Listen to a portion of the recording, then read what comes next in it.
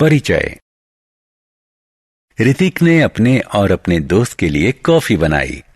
उसने 100 मिलीलीटर पानी, 2 चम्मच चीनी, 2 चम्मच कॉफी पाउडर और 100 मिलीलीटर दूध इस्तेमाल किया।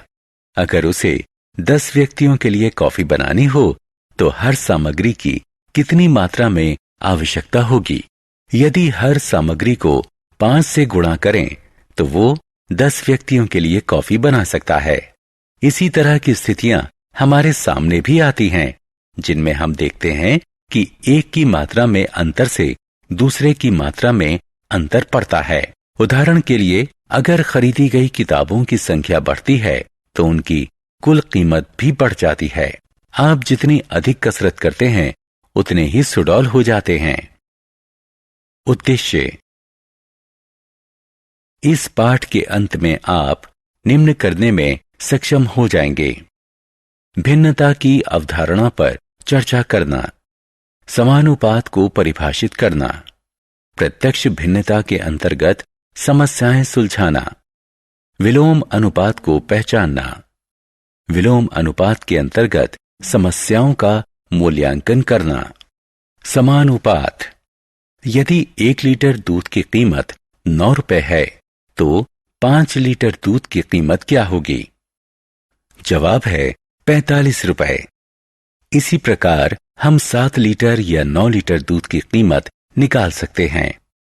यदि दूध के लीटर बढ़ते हैं तो कीमत भी इस तरह बढ़ती है कि अनुपात स्थिर रहता है। उदाहरण, मान लो एक जीप 4 लीटर पेट्रोल में 50 किलोमीटर चलती है तो 8 लीटर में कितना चलेगी? उत्तर है 100 किलोमीटर। हमने इस उत्तर के लिए गणना इस प्रकार की: 4 लीटर पेट्रोल में 50 किलोमीटर दूरी तय की। 8 लीटर पेट्रोल 4 लीटर का दुगना है तो 50 गुणा 2 बराबर 100 किलोमीटर। मान लो पेट्रोल की खपत है x लीटर और उससे तय की गई दूरी है y किलोमीटर, तो निम्नलिखित तालिका पूरी करें। समानुपात। जैसे जैसे x बढ़ता है वैसे वैसे y का मूल्य भी इस तरह से बढ़ता है कि अनुपात x बटे y नहीं बदले, ये स्थिर, मान लीजिए k रहता है। x और y समानुपात में हैं यदि x बटे y बराबर k या x बराबर ky। पिछले उदाहरण 4 बटे 50 बराबर 8 बटे 100 में, जहां 4 और 8 लीटर में उपभोग किए गए पेट्रोल की मात्राएं x हैं और 50 और 100 किलोमीटर में तय की गई दूरी y है। जब x और y समानुपात में हैं तो हम लिख सकते हैं x1 बटे y1 बराबर x2 बटे y2। y1 y2 घटा y के मूल्य हैं जो क्रमशः x1 x2 के अनुपात में हैं। उदाहरण 2, 50 मीटर ऊंची एक मीनार की 35 मीटर लंबी परछाई पड़ती है, तो समान परिस्थितियों में उस प्रकाश स्तंभ की ऊंचाई क्या होगी जिसकी 45 मीटर लंबी परछाई पड़ती है? हल। मान लीजिए प्रकाश स्तंभ की ऊंचाई है x मीटर। हम तालिका बनाते हैं जैसे कि नीचे दिखाई गई है। ऊंचाई जितनी अधिक होगी परछाई उतनी ही लंबी होगी, इसलिए ये हुआ समानुपात। हम निम्नलिखित संबंध अपनाएंगे। प्रकाश स्तंभ की ऊंचाई है 64.2 मीटर। यह संबंध इस प्रकार लिखा जा सकता है: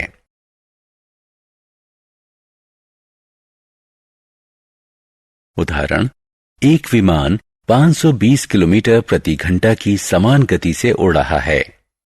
45 मिनट में वो कितनी दूरी तय करेगा? 500 किलोमीटर की दूरी तय करने में उसे कितना समय लगेगा? हल। मान लीजिए 45 मिनट में तय की गई दूरी x किलोमीटर और 500 किलोमीटर की दूरी तय करने में लगा समय y मिनट है। चूंकि गति समान है इसलिए तय की गई दूरी समय के समानुपात में होगी। यहां x बराबर 390 किलोमीटर मिलेगा। एक विमान 45 मिनट में 390 किलोमीटर की दूरी तय करता है। चूंकि गति समान है तो तय की गई दूरी समय के समानुपात में होगी। यहाँ y बराबर 57.69 किलोमीटर मिलेगा। विमान ने समय लिया 58 मिनट। विलोम अनुपात। दो मात्राएं कभी इस तरह से भी बदल सकती हैं जिसमें एक मात्रा बढ़ती है और दूसरी घटती है। जैसे ज़ेरॉक्स प्रतियों की संख्या बढ़ती है और लागत कम हो जाती है। इसी प्रकार श्रमिकों की संख्या बढ़ती है और काम खत्म करने में लगने वाला समय घट जाता है। उदाहरण, एक हौद को 2 घंटे 30 मिनट में भरने के लिए 5 टैंकर चाहिए। उसी तरह के यदि केवल 3 टैंकर हों तो हौद भरने में कितना समय लगेगा? टैंकर जितने कम होंगे हौद भरने में समय उतना अधिक लगेगा। तो ये विलोम अनुपात हुआ। इस तरह 3 टैंकरों को हौद भरने में लगे 4 घंटे और 10 मिनट। विलोम अनुपात। उदाहरण, एक कक्षा में 30 छात्र हैं। उनके लिए 18 मेजों की जरूरत है। अगर 15 छात्र और आ जाएं तो कितनी मेजों की जरूरत पड़ेगी? छात्रों की संख्या बढ़ेगी तो कक्षा के लिए जरूरी मेजों की संख्या भी बढ़ेगी। ये समानुपात है। इस तरह जितनी मेजों की जरूरत पड़ेगी वे हैं 27। सारांश। आइए हमने जो कुछ सीखा है उसे संक्षेप में दोहराएं। अगर दो राशियां x और y इस तरह एक साथ बढ़ती घटती हैं कि उनके समकक्ष मूल्यों का अनुपात स्थिर रहे तो वो समानुपात में मानी जाती हैं। अगर x बटा y बराबर k है, यहाँ k सम संख्या है, तो कहा जाएगा x और y समानुपात में बदलते हैं। ऐसे मामले में यदि y के मूल्य y1, y2 है जो क्रमशः x की x1 और x2 के मूल्य के समकक्ष है, तो x1 बटा y1 बराबर x2 बटा y2। दो राशियां x और y